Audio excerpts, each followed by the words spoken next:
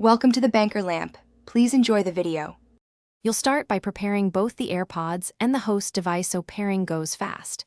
Make sure the AirPods Gen 3 and charging case have some battery. Low power can block setup.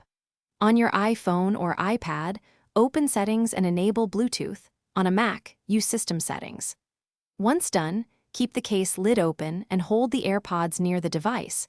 Proximity triggers the automatic pairing UI. This initial step removes common connection delays and ensures the device can discover the AirPods. Now you'll initiate and confirm the pairing process so audio routes correctly.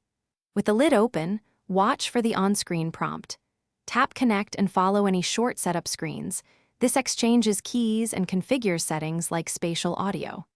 If the prompt doesn't appear, press and hold the case's rear button for about 3 to 5 seconds until the status light flashes white. That forces pairing mode. Make sure you accept any pop-up permissions for microphones or device name to complete the secure link.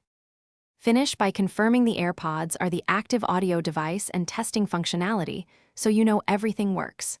Use Control Center or Sound Settings to select AirPods for playback, then play music and make a quick call or record a voice memo to check the mic. If audio skips or pairing fails, make sure Bluetooth is on and devices are close.